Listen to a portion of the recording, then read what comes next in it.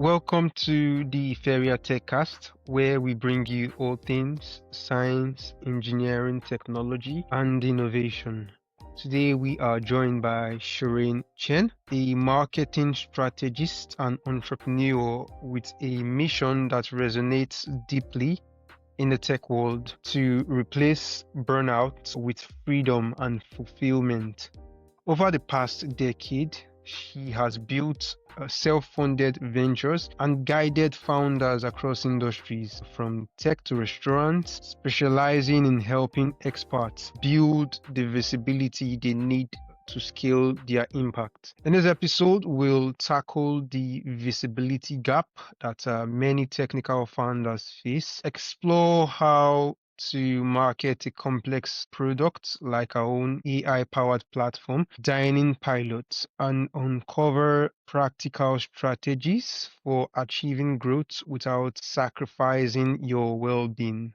So, Shireen, welcome to the show. Thank you so much for having me, Ezekiel. I'm so excited to be here. Yeah, I'm equally excited to have you here on the show. So, let's dive in. So, you believe business should create freedom, fulfillment, and impact. So, say for a technical founder who is deeply focused on their product, what does that kind of freedom actually look like in their day-to-day work? Yeah, definitely. So I spent, the majority of my late teens and 20s building a lot of different things. And I felt like, even though I was enjoying building it, it didn't create freedom in my life because I was glued to my desk. I couldn't really go out and do anything. And I also noticed that a lot of my clients that I was working with also had the same issue where they felt like they just needed freedom from their business. And it doesn't mean that you don't love your business, but you also just need a good balance of work and freedom in your business where you can do what you basically became an entrepreneur to do, just like enjoy your life instead of just being tied to your work.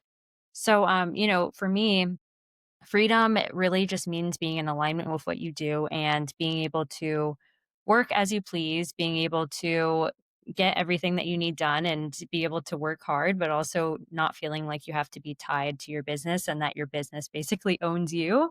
It should be the other way around.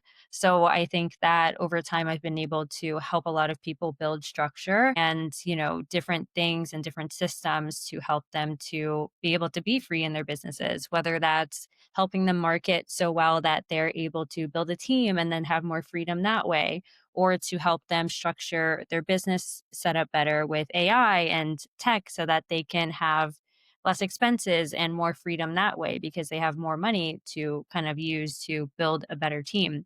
So there's a bunch of different ways that that goes into play, but my purpose was just to really help people design businesses that reflect their values and help them to give back and create real freedom in their lives personally and professionally. Fantastic. So let's talk about a challenge many technical professionals face, the visibility gap. So they've built something incredible, but no one knows about it. Why is overcoming the reluctance to self-promote so critical for their success, and how can they start? Yeah, so I would say that there's a ton of founders and really great people who have built amazing products that nobody knows about, unfortunately. And it's mainly because they, like you said, weren't visible enough.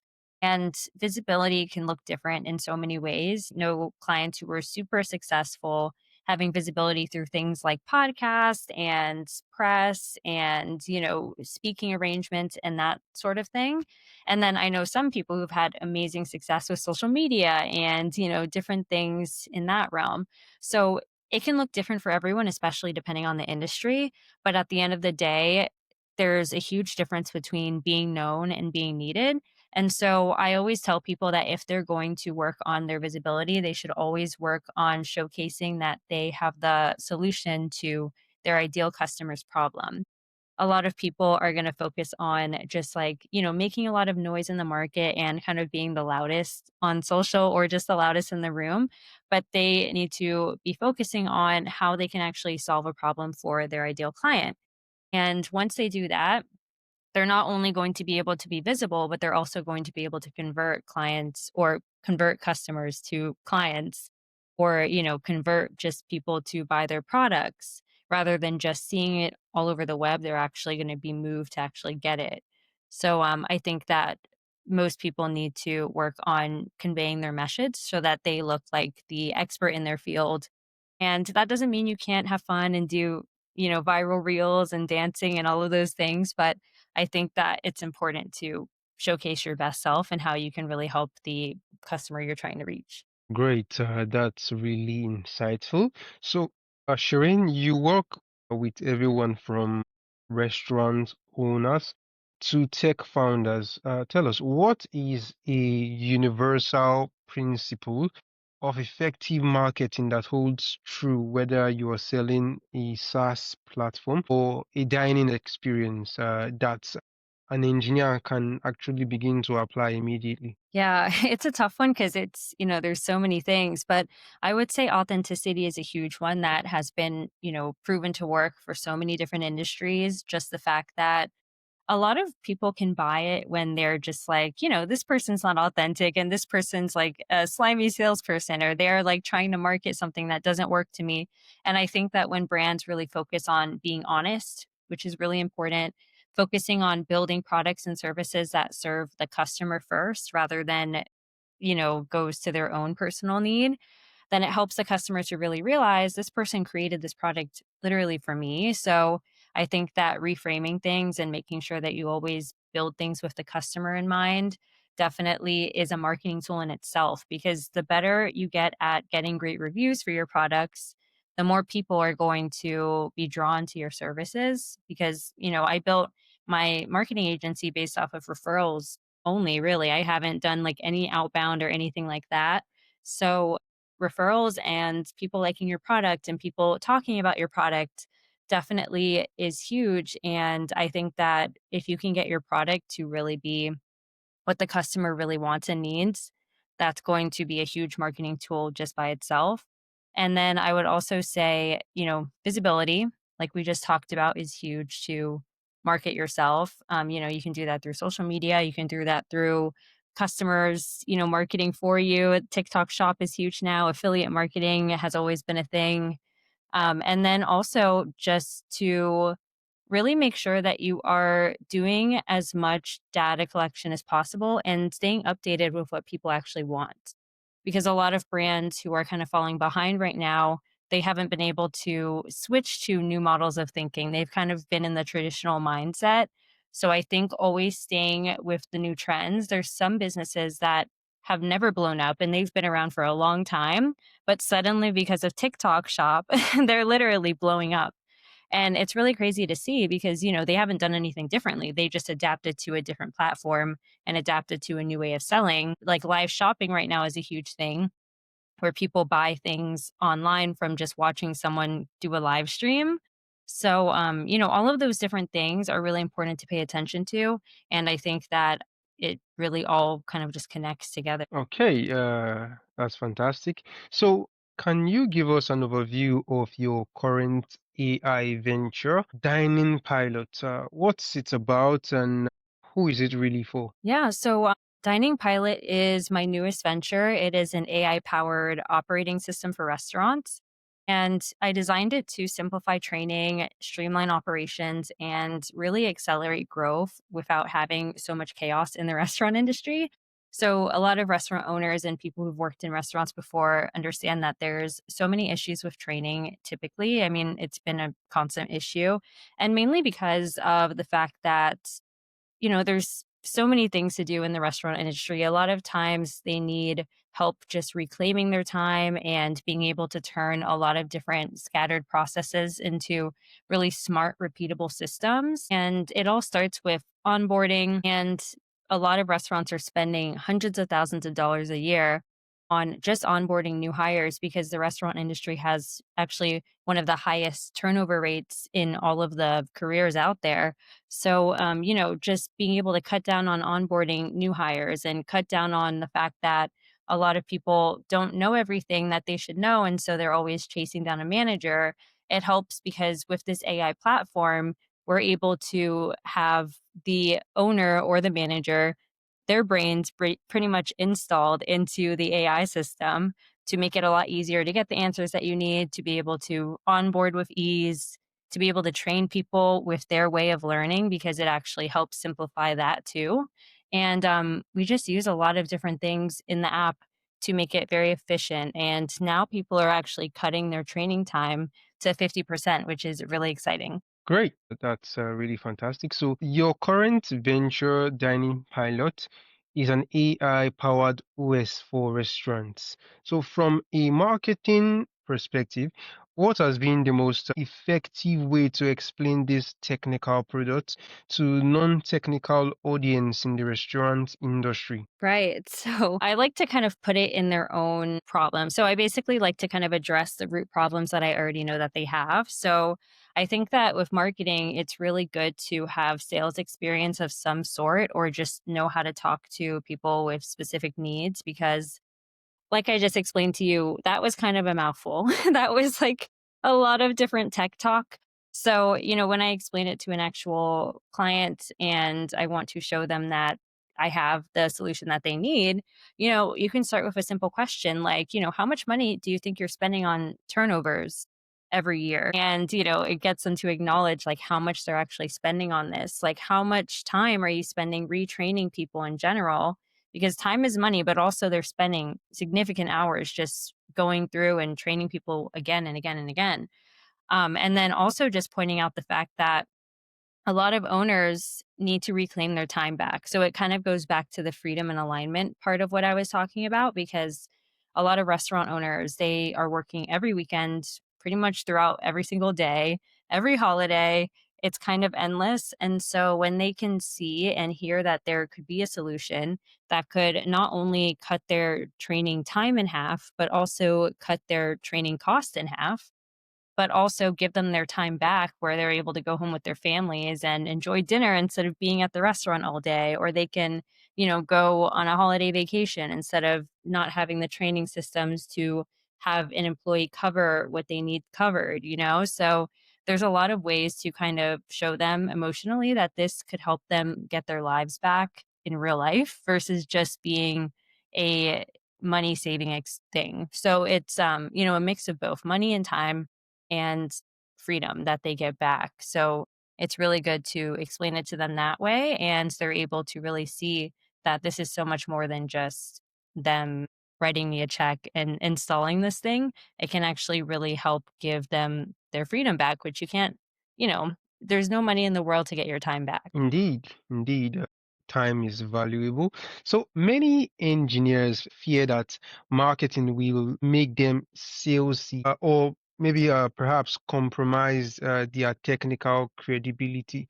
So how can they build visibility and talk about their work in a way that actually enhance their reputation for expertise? Yeah, I would say to always think of it as like you're helping them make the right decision for them. So I always like to be very transparent. And that's how I think that I've been able to get a lot of referrals and people who like to stay working with me because I like to be honest about what I feel like they do need and what they don't need. So I think that when people are selling any service, like it pays a lot just to be honest and say, like, hey, your business probably isn't the right fit for this right now, but this is when you might be a better fit. And people appreciate the honesty so much and they come back to you for other services because you could have easily said, oh, this is for you, this is for everybody. Which just you have to get to that point where you're just like, if this is for you, I'm going to help you understand why this is the best decision for you. And if it's not for you, then I'm not going to push you to buy it. So I think that when the salesiness comes in, a lot of times it's because they don't need the product and they also can't explain to the customer why they need the product. So, I think that when it comes to being salesy, they focus on getting people to say yes no matter what. But when you're really coming at it with an authentic marketing strategy almost, you're basically helping them believe that it was their idea by just helping reframe their thinking around the whole thing, which you can do that by just, number one, helping to inform them and educate them on the subject. Because, like you said, a lot of people might not know what all of this means and they get confused. So, really doing like a simple and to inform them. And then also coming to them very, like, grounded. So you don't wanna be aggressive, but you wanna come to them like, "This is everything that I have here, use the right language because you want to make sure that they can understand what they're investing, what they will see from it, and how this will help them long term. And then also building a long term trust relationship. So for me, I like to build long term relationships with my clients. That way they keep coming back to me when they need something. So I've had a lot of clients who had one type of business when they started with me, and now they have a different type of business, and we're still working together because of, that. So I think that you just really need to kind of come to them the right way and really help them make that decision versus like forcing them. All right. So let's talk about burnout-free scaling. So for solo technical founder, or for example, a small dev team wearing all the hats. So what is one practical system they can put in place to manage marketing without consuming too much of their coding time? Yeah. So I would say too, when it comes to marketing specifically, I think that a lot of burnout has come from, just in general, people feel like they need to constantly make content every single day. A really quick and easy, well, it's not easy, but it's a better way of doing things is batching content ahead of time. So a lot of my clients are very busy. They have very full schedules, but they take out one day a month and they record like 12 hours worth of content. And for them, that is the best thing you can possibly do because the team makes all the content for you. You're all set for at least 1 month. You might have some overlap or, maybe even 2 or 3 months, depending on how much you actually post. But I think that is a really great way of reducing the need to keep making content every single day, which actually stresses people out more than they realize because they have to keep getting ready, getting on camera, like coming up with scripts right on the fly. A cool, well, a great person who does this is Gary Vee. He basically batches a lot of content, but he also has his team recording him throughout every single day. So it's really cool because people can see his day in the lives and he has endless content, literally endless. So I think that if people were to batch content for marketing purposes, that would be really great.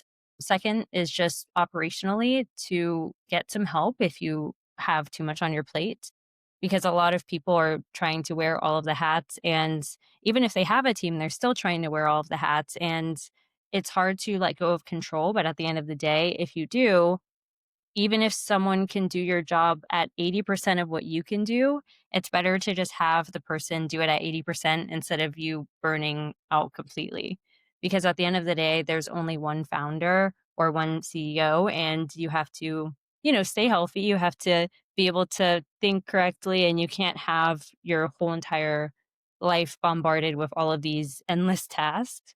Um, Also, I think just in general, to really know when to say no. So there's so many opportunities out there.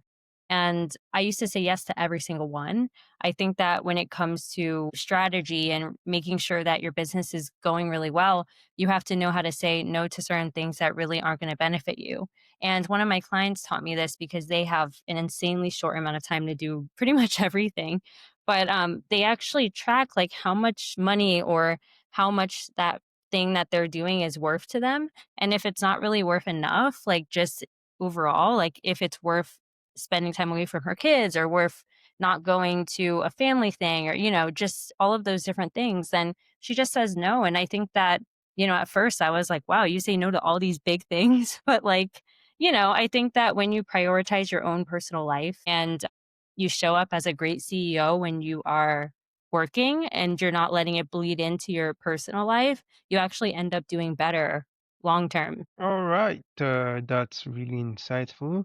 So, in your view, as the marketing expert here amongst the two of us, what is the biggest misconception that you think technically minded people have about marketing that actually holds them back from doing it effectively? Yeah, I would say the first one would be just feeling like they need to post a million pieces of content to be seen. I would prioritize strategy and consistency over just posting like a million times a day and following all of the trends because there are people who have succeeded with doing viral videos and that's literally how their whole career started. Like, and it's really impressive. Like, they were able to put out a lot of different viral videos and now they're like really famous and get a bunch of job opportunities. But at the same time, for most people, that's not going to work. So they need to really focus on strategy and making sure that you're communicating with purpose. I think that a lot of people focus on promotions versus like purposeful communication. And so when you actually decide to start by, deciding who you want to serve and why, and remembering that marketing isn't all about just like the noise that you can make in the market, but it's about the clarity that you can convey to your audience. So I think that you can start marketing far before you're even selling things because you can market your own personal brand. You can market just by sharing information online that's going to help somebody.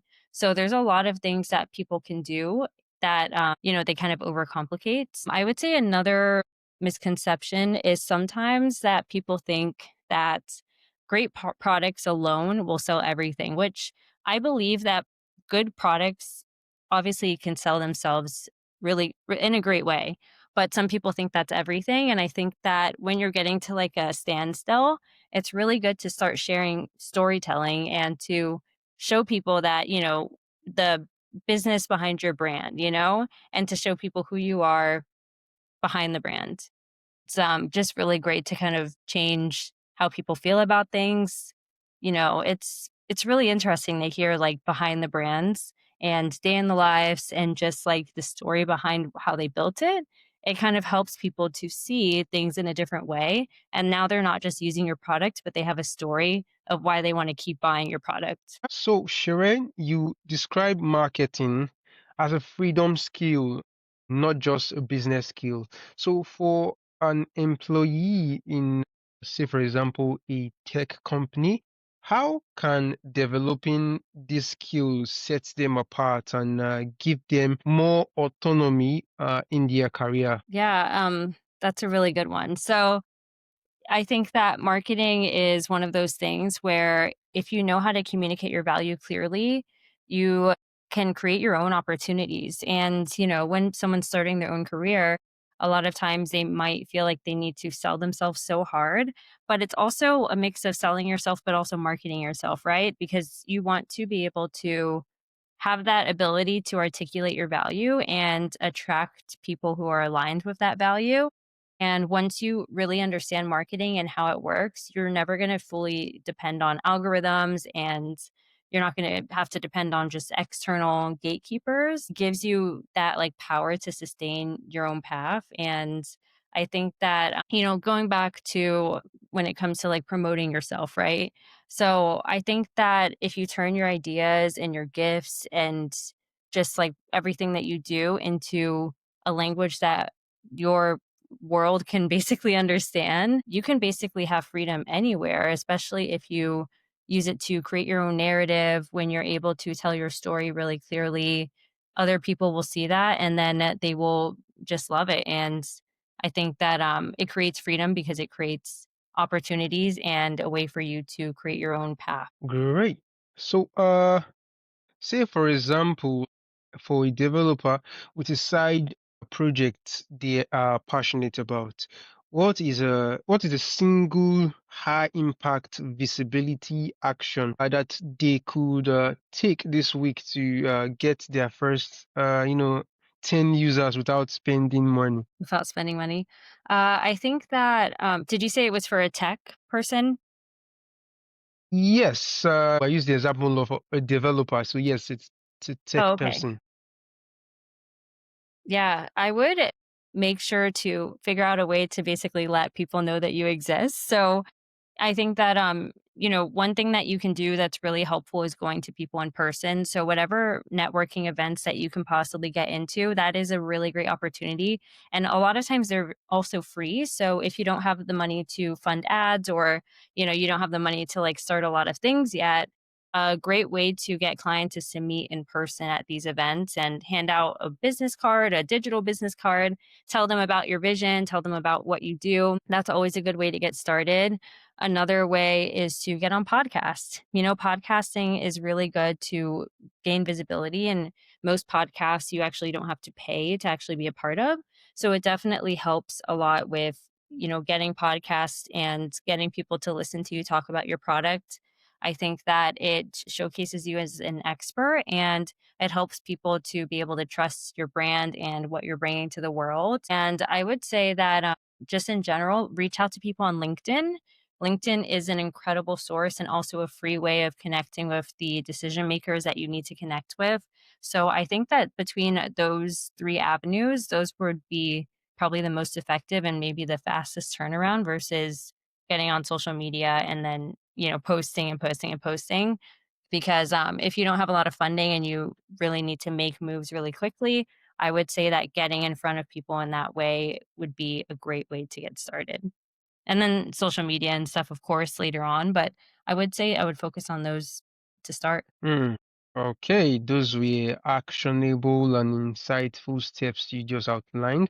So, looking at the future, Shireen, how do you see AI changing the game for people and, for example, technical professionals when it comes to handling marketing and communication side of their work? I would say that it makes it a little bit easier for some. It just depends on how you decide to innovate with it. So, for example, on the marketing side, a lot of different jobs that we used to have that were like crucial are not as crucial anymore because of AI. And AI has basically taken a lot of marketing jobs already. Like, for example, we used to have, people who would get paid full-time salaries to do design work, and we still do, but it's in a different way now because Canva has been so amazing. It's making things that are pretty much the same as Photoshop and Illustrator and all of those big platforms. Also, AI is creating graphics now and creating all of these different things, so it changes the landscape a lot, but I think that when it comes to even podcasting, they've changed the game a lot with that. Now we can podcast on things like Riverside. And before, a lot of people would have to get so many things set up and it wasn't as easy to actually get the podcast live. So, I think that when it comes to innovation, that's going to be huge when it comes to whether you succeed or not in the industry. Because if not, you're kind of just going to be stuck with the old things that are going on and you're not going to be able to keep up. So I think that, technology is going to be super deeply integrated with business operations. And I really hope that we're all able to get on that and to be able to save a lot of costs, but also to make things more efficient. Because with tech and business and all of these things combined, we can create more efficiency, which creates happier team members and also a happier owner, CEO. Everybody has more time on their hands to create better experiences for their customers. And I think that other skills will arise, like, skills in just having AI people who know AI very well and like AI researchers. I think that people are going to expand on that and create a career out of like AI coaching and being able to be an AI expert when it comes to helping people integrate this into their businesses. So I think that there's a lot of avenues that the AI will go in. I don't see it as a threat. I actually see it as a great opportunity. So it's really exciting to kind of see how things move along as long as we all stay very innovative with using it. Fantastic. Shireen, if a technical founder comes to you feeling completely overwhelmed or stuck because their great product isn't getting enough traction, so what is the first question you ask them to clarify their path forward? Yeah, if their product isn't getting enough traction, I would ask them, how they're actually marketing it first. A lot of people over time, when I was in the business coaching world as well, a lot of people would ask, like, oh, my product's not getting any traction. And a lot of times it's an excellent product, but they just haven't mastered either the marketing portion or the sales portion. So, when it comes to the marketing portion, a lot of people do successfully get a lot of leads, but they aren't able to convert those into customers. And, there's a couple of things that go on with that. So, when it comes to something like what you just said, a lot of times it could be because of the if it's a marketing side, they are lacking a connection to their ideal customer. So if they're not able to attract leads, that means that whatever they're putting out there isn't attracting them because it's not resonating the ads, aren't conveying the problem and solution well enough. There's a lot of different reasons why someone wouldn't be able to get leads. But also, if they do get the leads and they're not selling them, it's more of a issue with just actually taking them and moving them down the pipeline. For instance, someone could have an amazing product and someone goes to their profile. The profile doesn't show any way to buy the product. And they also don't show like any reviews. There's no there's no way for them to get to their website. They don't have like a good contact point. So now they're seeing this product, but they're not able to really take action on it. Or, some people get to the website and then it's so complicated that a lot of people don't even purchase because of that.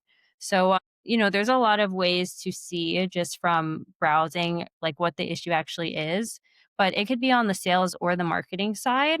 And it's really important to collect data. So whenever you're posting things and whenever you're, doing a whole strategy, you should really collect data and see what do you think went wrong when you're looking at each point. Like, did you get like 500 views to your profile, but no sales? That would indicate probably a problem. If you're getting no views on your profile, that would indicate like, the ads and whatever you're doing isn't really working. So, it's really good to try and test that data and go from there, really. All right. Based on all the entrepreneurs that you've coached, what is one marketing related habit that consistently separates those who break through from those who remain stuck? I would say it's hard to decide on just one thing, but I would say people who do basically everything it takes.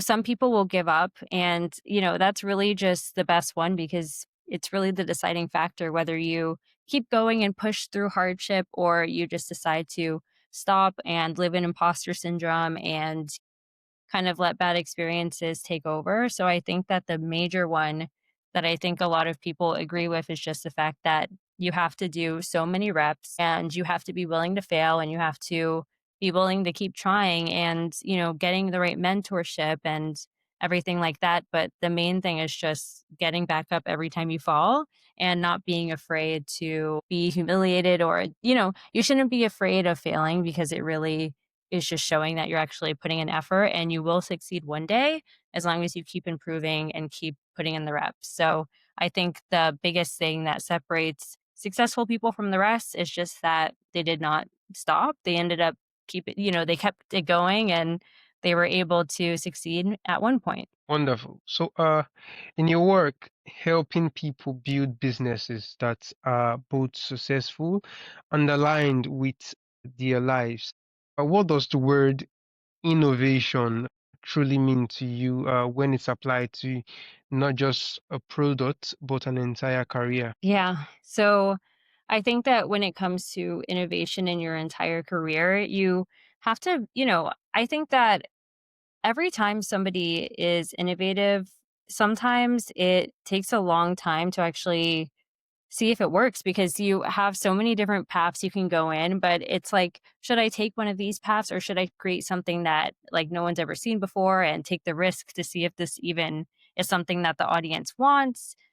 So I think that the people who innovate and who really decide to just like go against the norm and do their own thing, they definitely see just more results long term, I'd say. Also, it's really important because the people who keep doing the same things, typically when things like this happen with AI kind of taking over, they're not really sure what to do because they haven't been able to innovate on their own yet. So I think that every entrepreneur should be innovating every single day in their business, and that can look different for everybody.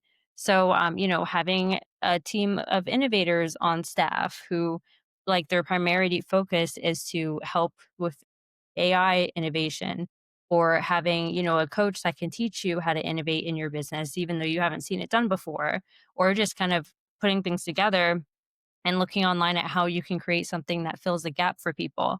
So I think that, people who innovate in life, just in their careers in general, are always going to be ahead. Fantastic.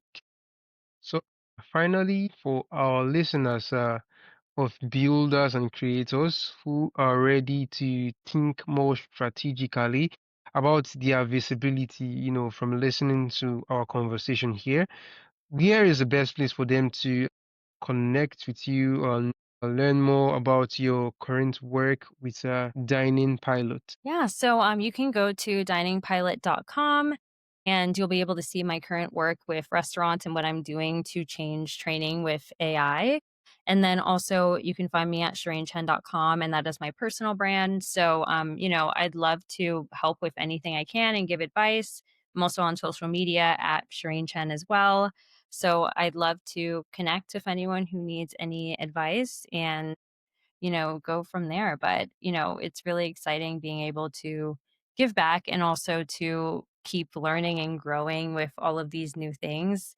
I know that Ezekiel's also like, probably really excited about all of the tech changes and so many cool tech and sciencey things going on right now. So it's a really cool industry to be in right now. I wouldn't want it any other way. So it's just exciting to be able to do this. Great.